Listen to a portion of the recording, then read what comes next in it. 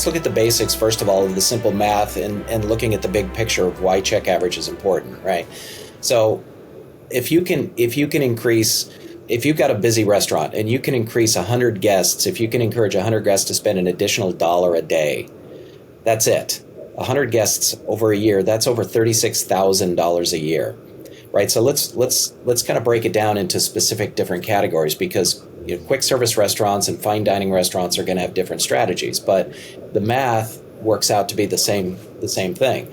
So an analogy in a scenario that I was working with a client was we started talking about their menu, and they were coming up with some, what can they do? So we talked about, hey, let's create a value item that is an easy upsell. So they created an appetizer.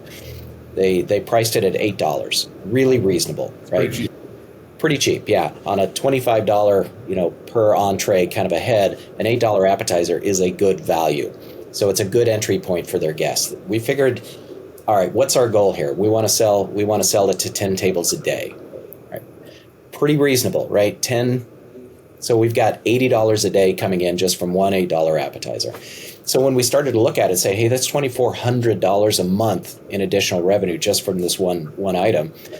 Over time, I mean, when you're looking at a year, that's almost $29,000 a year from one entry-level appetizer that they're adding to their menu. So that becomes real dollars.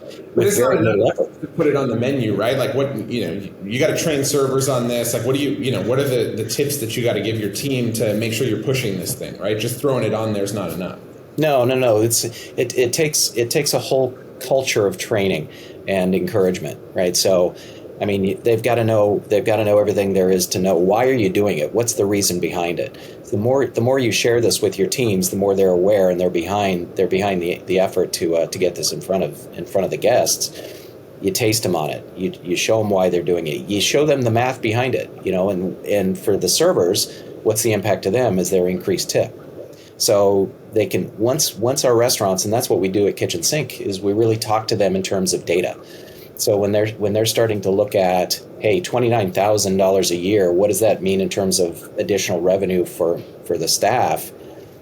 The servers can make, if they're making 20% of that, then all of a sudden you're talking about pretty good increases in their tip takeout. So that you start to incentivize them, and you start to look at, you communicate, you celebrate, you get behind it, you work with the team so they understand what you're trying to do. So it's not hidden somewhere on the menu and it's buried so nobody sees it.